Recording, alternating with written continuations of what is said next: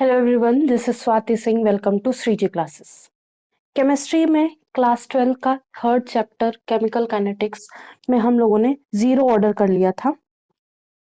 अगर कुछ एडवांस दिखेगा आपको, अगर रिएक्टेंट के बारे में बात करेगा जीरो ऑर्डर रिएक्शन में, या फिर प्रोडक्ट के बारे में बात करेगा, तो हम दो रिएक्शन जनरली देखेंगे। थोड़ा सा एडवांस है, बस रिएक्शन आपको देखनी है, उसके हिसाब से आपको ग्राफ बनाने आने चाहिए। ठीक है, तो यहाँ पे क्या है, फॉर जीरो ऑर्डर रिएक्शन।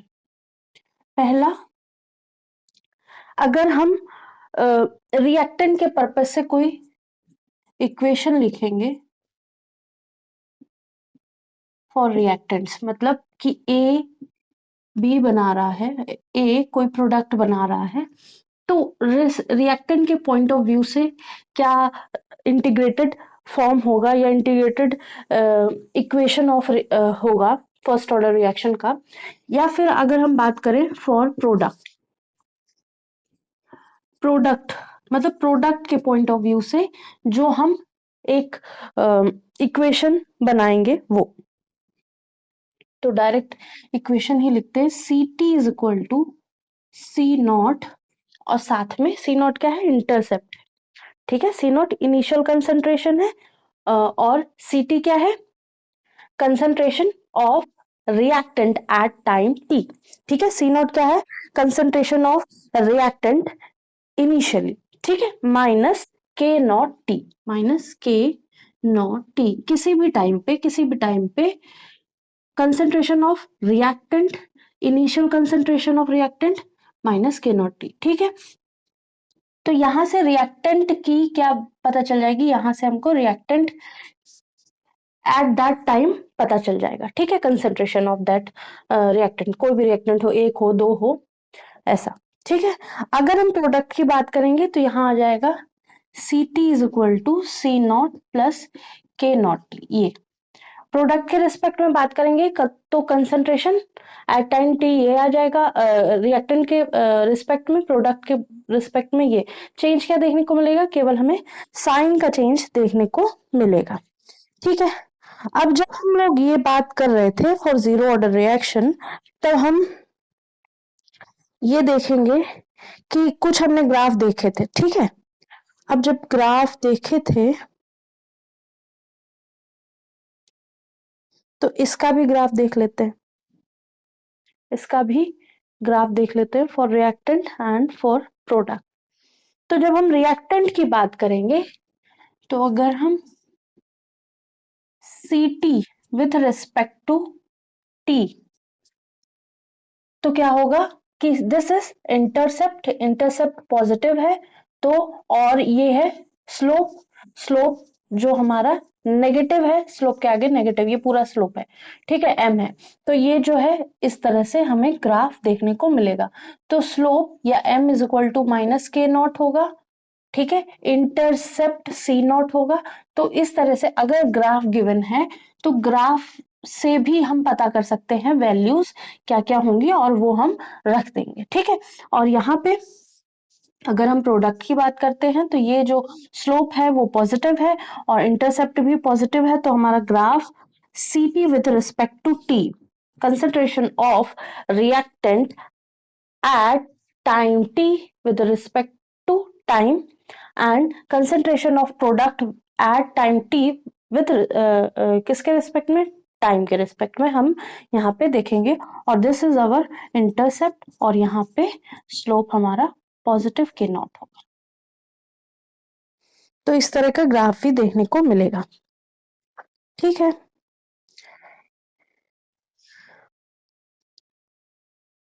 अगर रेट विथ रिस्पेक्ट टू बात करेंगे किसके, रिएक्टेंट के, तो integrated rate of reaction, integrated equation of zero order reaction हम लोगों ने लिखी थी, होप सो ये नोट कर लिया होगा। वो नेक्स्ट ग्राफ की बात कर रहे हैं, rate versus concentration of reactant, तो उसका भी ग्राफ देखेंगे। और एक इसकी लॉग की इक्वेशन, मतलब इस इक्वेशन को लॉग में करके हम उसका भी ग्राफ देख लेंगे।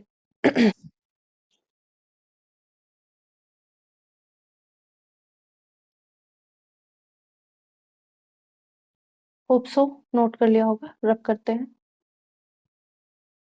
नेक्स्ट जो हम एक ग्राफ देखेंगे, थोड़ा सा इम्पोर्टेंट इस पॉइंट ऑफ व्यू से इसलिए है क्योंकि ये एक ग्राफ है, ये भी जीरो ऑर्डर रिएक्शन का ही ग्राफ है।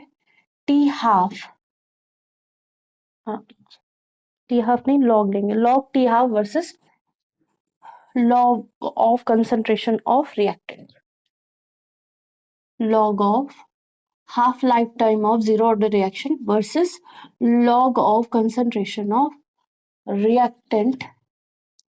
ठीक है, तो जो हाफ की वैल्यू है फॉर जीरो ऑर्डर रिएक्शन वो क्या है, के not upon two A not, यही है के not upon two K not.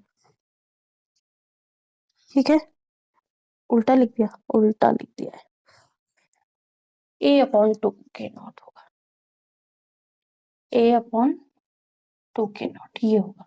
ठीक है, अब हमारे पास क्या है, ये इक्वेशन है, इस इक्वेशन को हम क्या करेंगे, लॉग ले लेंगे, इस इक्वेशन में बस सिंपल सा लॉग लेंगे, लॉग टी हाफ, तो ये क्या हो जाएगा, ये किस में है,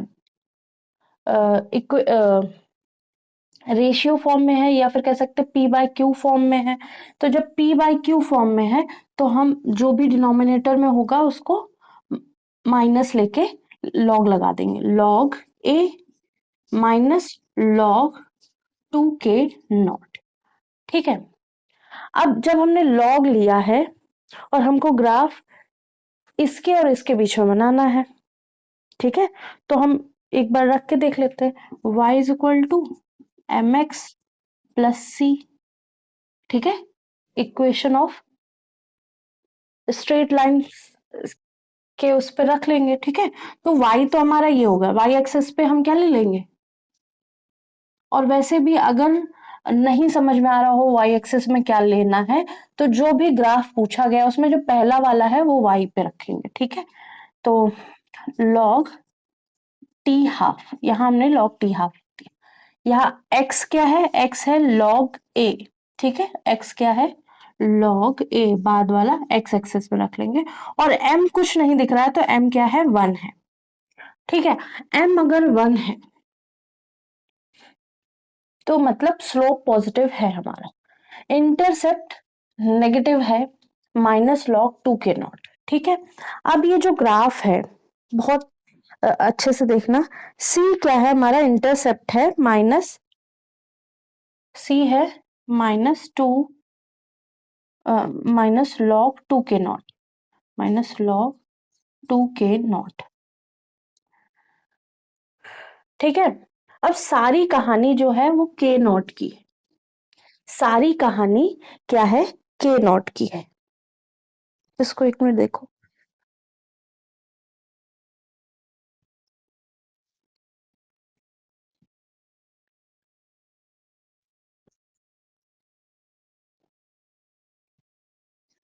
के नॉट जो है हमारा वो किस तरह से काम करेगा, या फिर कह सकते हैं टू के नॉट। ठीक है, टू के नॉट या फिर के नॉट, ठीक है, कुछ भी हो सकता है।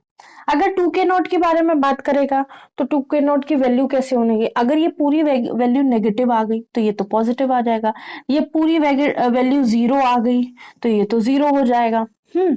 या तो ये पूरी वैल्यू नेगेटिव आ गई तो ये पॉजिटिव हो जाएगा। ठीक है, या पॉजिटिव आ गई तो ये पूरा नेगेटिव हो जाएगा।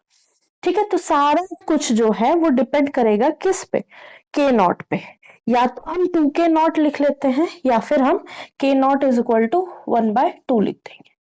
ठीक है, वन बाय टू लिख देंगे। तो अब हम इसको एक तरह से प्रिडिक्ट कर रहे हैं। ठीक है, ये लॉग टू के नॉट, अगर टू के नॉट की वैल्यू हमने क्या रख दी, लॉग वन रख ली। ठीक है, अगर हमने ऐसे करते हैं, यहाँ पे लिख देते हैं two K naught is equal to one रख दिया अगर हमने। ठीक है, पहला केस, पहला केस अगर हमने यहाँ पे two K naught is equal to one रख दिया तो log one log 1 is equal to 0 हो जाएगा। जब log 1 0 हो जाएगा तो इंटरसेप्ट का तो कुछ बचा नहीं। तो जब इंटरसेप्ट का कुछ बचा नहीं तो हमारी जो स्लोप है वो यहां से ऐसे जाएगा, क्योंकि m तो पॉजिटिव है। ठीक है, सेकेंड केस की बात करेंगे। सेकेंड केस में अगर हम ऐसा कुछ ले लें कि ये हमारा पॉजिटिव हो जाए। ठीक है, सेकेंड केस में क्या है कि कुछ हम ऐसा ले लें कि जो नॉट है वो क्या हो जाए, पॉजिटिव हो जाए। तो मतलब ये पूरा पूरा जो इंटरसेप्ट है वो पॉजिटिव हो जाए। वो कैसे होगा, तो हम 2k0 को क्या लेंगे, नेगेटिव ले लेंगे। 2k0 इक्वल टू कुछ नेगेटिव वैल्यू ले लेंगे। तो लॉग जो आएगा माइनस ये माइनस का मिलके ये पॉजिटिव वैल्यू बना देगा। ठीक है, तो ये पूरा पॉजिटिव बन जाएगा। सेकंड में सी जो है ये पॉजिटिव हो जाएगा। फर्स्ट में सी क्या था, 0 हो गया था, ये पॉजिटिव हो जाएगा। तो जो हमारी स्लोप बनेगी या कह सकते लाइन बनेगी वो कुछ इस तरह से बनेगी। ठीक है, कुछ इस तरह से बनेगी। अब हम बात करें थर्ड केस की। थर्ड केस में क्या होगा, थर्ड केस में अगर 2k0 हम क्या लेते हैं, पॉजिटिव लेते हैं।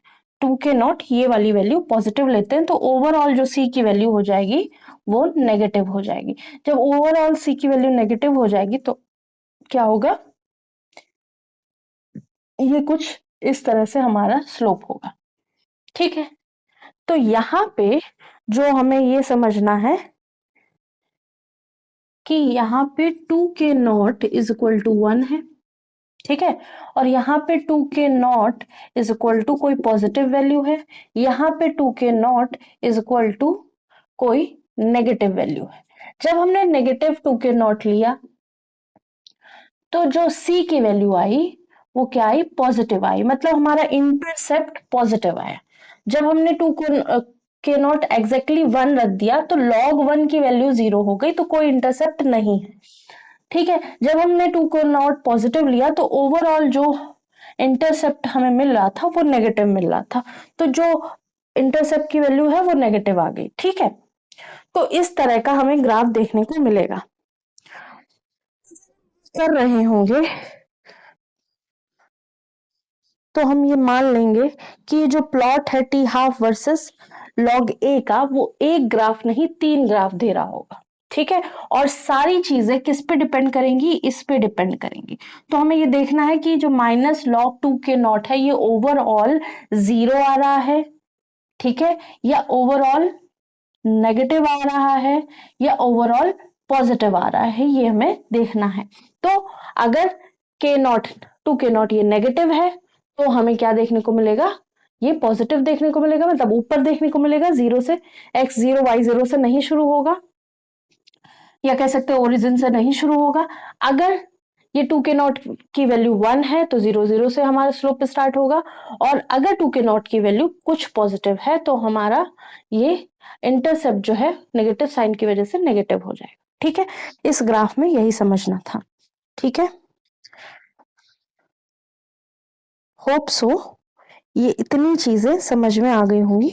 और अब हम फर्स्ट ऑर्डर की तरफ चलते हैं। ठीक है, फर्स्ट ऑर्डर बहुत ही सिंपल है, ये अगर समझ में आया होगा तो फर्स्ट ऑर्डर जरूर समझ में आएगा। एक छोटा सा ग्राफ और रह गया, इसको रब कर देते हैं, 2 मिनट का है बस। इक्वेशन रेट लिखना है 0 ऑर्डर का और हमारा ग्राफ आ जाएगा। इसको रब करते हैं।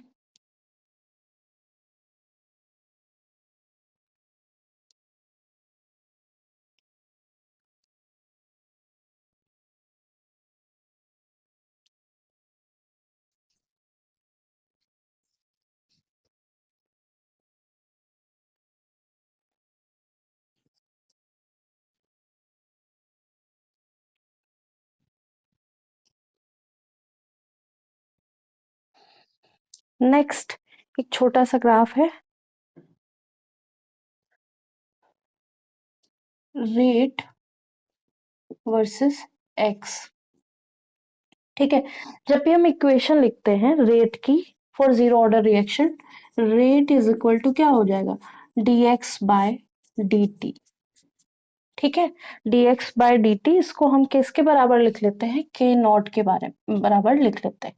और जब हम ये इक्वेशन लिख रहे होते हैं तो हमारे एक्चुअल में क्या आता है, rate is equal to K not आ रहा होता है, rate is equal to K not आ रहा होता है। ठीक है,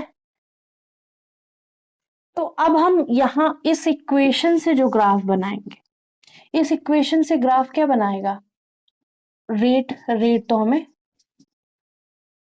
वाई एक्सिस पे रख दिया, एक्स एक्सिस पे एक्स रख दिया, लेकिन जब हमने इक्वेशन देखी तो यहाँ एक्स था नहीं, तो जो rate is independent of the concentration of the reactant. ठीक है, तो यहाँ पे rate is independent of x, तो हमारा जो ग्राफ होगा वो क्या हो जाएगा, एक तरह से कांस्टेंट शो कर रहा होगा। ठीक है, कुछ भी हम रिएक्टेंट के साथ करें हमेशा हमें एक कांस्टेंट मिलेगा, उसको डबल करें ट्रिपल करें, कंसंट्रेशन ऑफ द रिएक्टेंट, हम रिएक्टेंट के साथ कुछ भी खेल कर दे हमारा रेट में चेंज नहीं आएगा। ठीक है, इसका मतलब ये हुआ।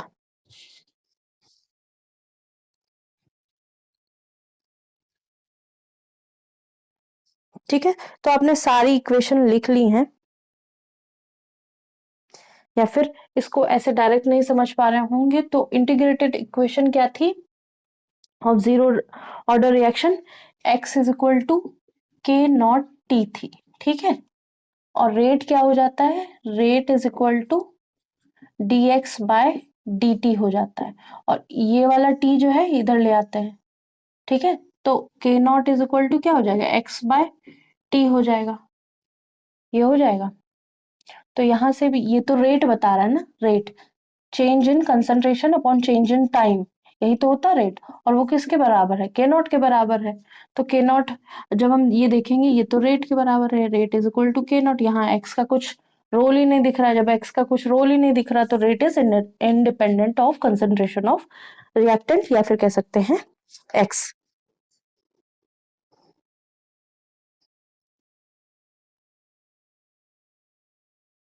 ठीक है, तो इसको करने के बाद हम फर्स्ट ऑर्डर रिएक्शन पे आते हैं, ये सब जीरो ऑर्डर रिएक्शन का था। थोड़ा सा जीरो ऑर्डर और फर्स्ट ऑर्डर बहुत ध्यान से देखना है, और बहुत सारे क्वेश्चन जीरो और फर्स्ट ऑर्डर से मिलेंगे आपको।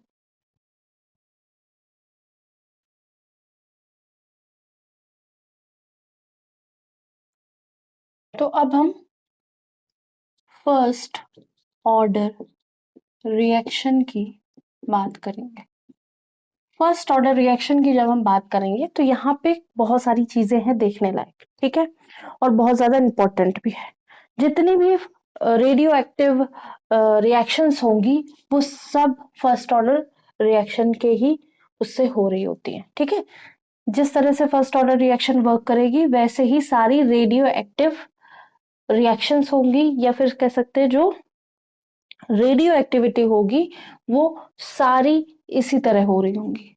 तो जब हमारा एक कोई रिएक्टेंट है वो क्या बना रहा है, प्रोडक्ट बना रहा है, एक कोई रिएक्टेंट प्रोडक्ट बना रहा है। ठीक है, रिएक्शन हो रही है, जब हमने रिएक्शन बिल्कुल अपना रिएक्टेंट निकाल के रखा था तब इसका वैल्यू ए था। ठीक है, फिर प्रोडक्ट उस समय कुछ बना नहीं था। ठीक है, जैसे ही टाइम चेंज हुआ हमारा रिएक्शन होना शुरू हुआ, तो क्या हुआ, कुछ टाइम के बाद रिएक्टेंट जो है वो कुछ कम हुआ, और जितना रिएक्टेंट कम हुआ उतना हमारा प्रोडक्ट बन गया। ठीक है, एक्स ए से कम हो गया और एक्स बन गया, मतलब ये 100 था और ये 0 था, कुछ टाइम बाद ये 90 हो गया और ये 10 बचा, ऐसा। ठीक है, तो अब हम इसका रेट कैसे लिखेंगे,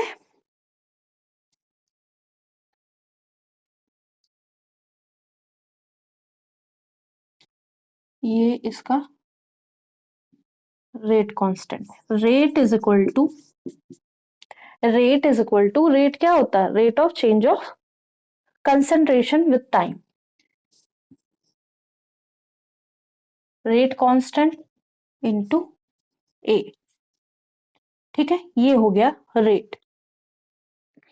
अब इसमें इसको और कितनी तरह से लिख सकते हैं, इसको ऐसे भी लिख सकते हैं, minus change in concentration of reactant is equal to change in concentration of product, या फिर इसको क्या लिख सकते हैं, एक्स के रिस्पेक्ट में लिख सकते हैं, क्या लिख सकते हैं, dx बाय dt, एक्स के रिस्पेक्ट में लिखेंगे तो dx बाय dt ऐसे लिख सकते हैं। तो जितने टर्म लिखे हैं उतने टर्म्स में हमने अपने रेट को लिखना सीख लिया। तो rate equals, rate is directly proportional to concentration of reactant, ठीक है। तो प्रोपोर्शनैलिटी कांस्टेंट हटा के हमने K1 लिख लिया, ठीक है।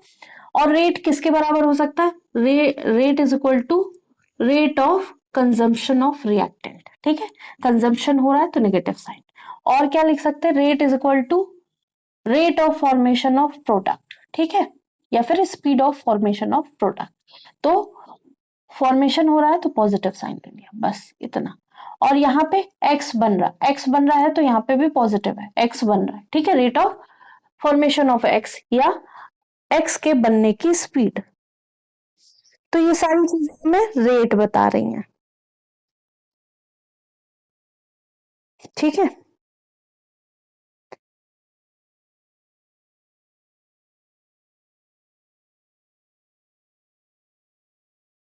अब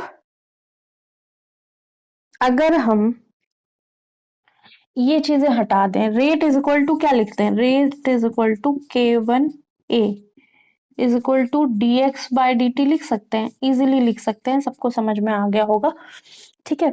हम कोई चीज, ये इसके इक्वल है, ये इसके इक्वल है, ये इसके इक्वल है, तो ये इसके इक्वल होगी, ये इसके इक्वल होगी, ये इसके इक्वल होगी, ये वाला इक्वलिटी समझते हैं, ठीक है। तो यहाँ पे हम ये लिख सकते हैं, rate is equal to K1A is equal to dx by dt। ये इक्वेशन लिखने के बाद हम a की जगह ये यूज कर सकते हैं, कुछ टाइम बाद a की वैल्यू a माइनस एक्स हो गई है, हम ये यूज कर सकते हैं, ठीक है। तो हम ये लिख लेंगे इस जगह,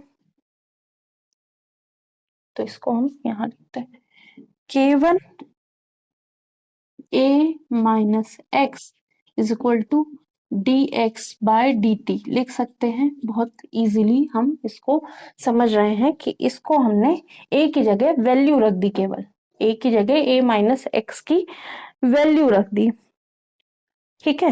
वैल्यू रखने के बाद हम क्या करेंगे, इसको थोड़ा सा रीअरेंज करने की कोशिश करेंगे, ठीक है।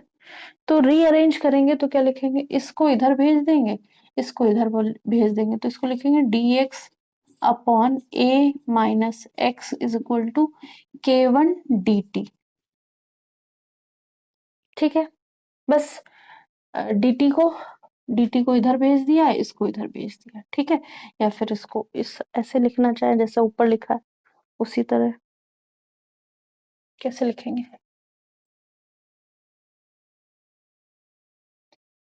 इसको ऐसे लिख देंगे, K1 dt is equal to dx by a minus X. अब ये जो टाइम है 0 से t तक टाइम देखा जा रहा है, ठीक है।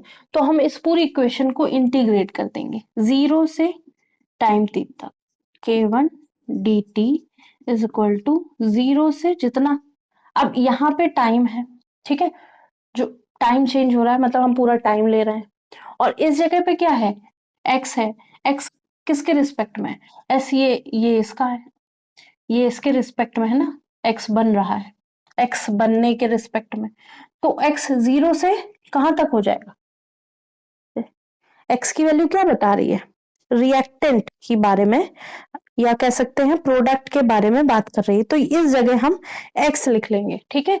0 से x मतलब पहले ये प्रोडक्ट हमारा 0 था और कुछ टाइम बाद x बन गया, ठीक है। अब x हम कोई और टाइम ले लें, t is equal to t1 ले लें, तो यहाँ से y कम हो गया, और यहाँ पे x तो पहले से ही बना था और x के साथ कुछ अमाउंट और जुड़ गया, ठीक है, कुछ अमाउंट और जुड़ गया, मान लो z जुड़ गया, और ये z किसके बराबर है, y के बराबर है, ठीक है, इस तरह से, ठीक है। तो ये चीजें थोड़ी सी कॉम्प्लिकेटेड हो जाएंगे, उसकी जगह ये कर दिया गया कि जैसे जैसे टाइम चेंज हो रहा है वैसे वैसे हमारा x बनता जा रहा है और हमारा a जो है वो कम होता जा रहा है, बस इसके रिस्पेक्ट में लिख दिया। तो इसको हम लिख सकते हैं dx upon a minus X, ठीक है, dx is equal to a minus X. अब जब हमने इंटीग्रेशन किया तो हमको क्या मिला,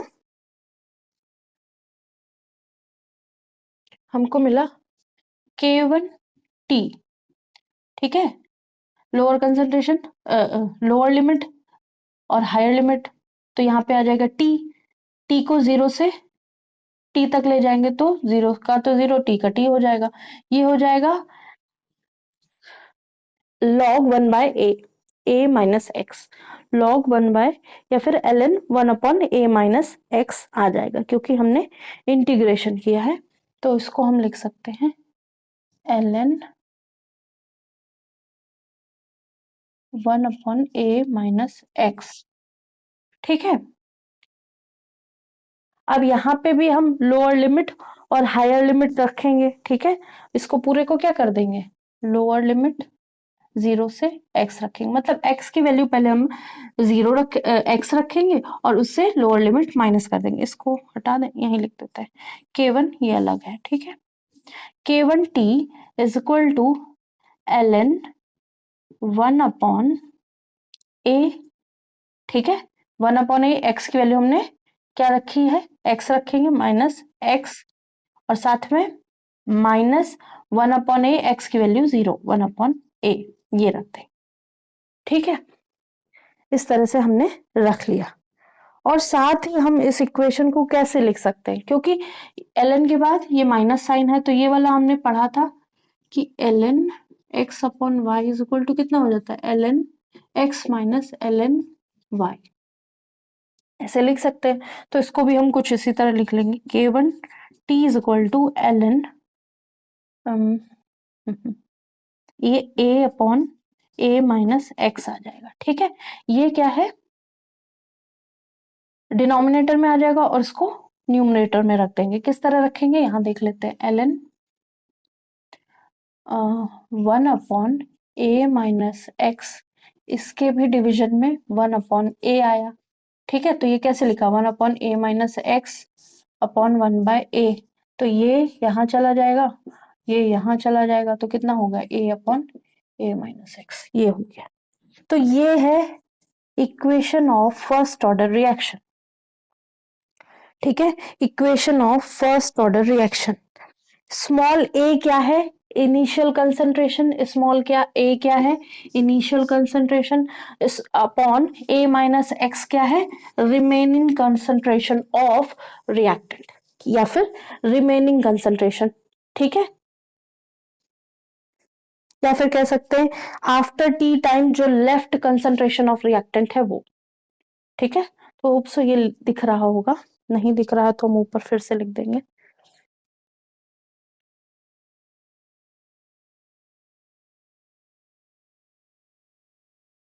थोड़ा सा रब करके क्वेश्चन ऊपर लिख देते हैं। तो ये तो आपको लिखना आना चाहिए, इससे बहुत सारी चीजें सॉल्व हो जाती हैं। और जो हमारी integrated equation of first order reaction मिली है वो क्या है, k1t is equal to ln a upon a minus X, जो ये लिखी हुई है, इसी के लिए हमने इतना तीम झाम किया, ये हमें डेरिवेट करना आना चाहिए। इसके साथ ही हम इसको दूसरे फॉर्म में भी लिख सकते हैं, k1t is equal to ln A क्या है, इनिशियल कंसंट्रेशन, तो हम इसको कैपिटल ए लिख सकते हैं। ये क्या है, कंसंट्रेशन एट टाइम, तो इसको हम ए टी लिख सकते हैं, ठीक है, ए टी हम लिख लेते हैं इसको ऐसे, ठीक है। और अगर हम ln हटाना चाहते हैं, अगर हम ln हटाना चाहते हैं तो जो हमारी इक्वेशन बनेगी वो क्या बनेगी, k1t is equal to 2.303 log a upon AT, ठीक है, ये बन जाएगी, ये पूरा लॉग के अंदर, ठीक है। तो ये या तो इस फॉर्म में हम फर्स्ट ऑर्डर रिएक्शन देख रहे होंगे, या इस फॉर्म में, या इस फॉर्म में, ठीक है। इस तरह से हम समझ जाएंगे कि जो ए है वो इनिशियल कंसंट्रेशन है, और जहां टी लग गया मतलब टी टाइम के बाद ए कितना बचा हुआ है, ये है, ठीक है। तो तो ये हो गई हमारी integrated equation of first order reaction. यहां से ही टी हाफ निकाल लेते हैं हम, और टी हाफ निकालने के बाद ग्राफ जो है वो नेक्स्ट टर्न पे करेंगे। इसको नोट कर लीजिए, लास्ट वाली इक्वेशन नहीं दिख रही है।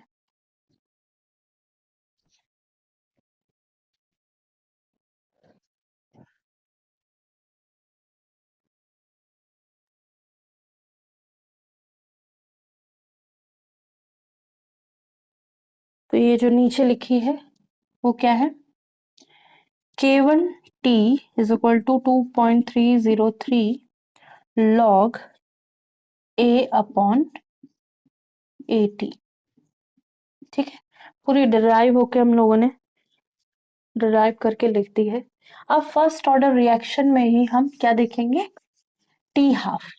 ये हमने जो फर्स्ट चीज देखी है वो integrated equation of first order reaction, ठीक है।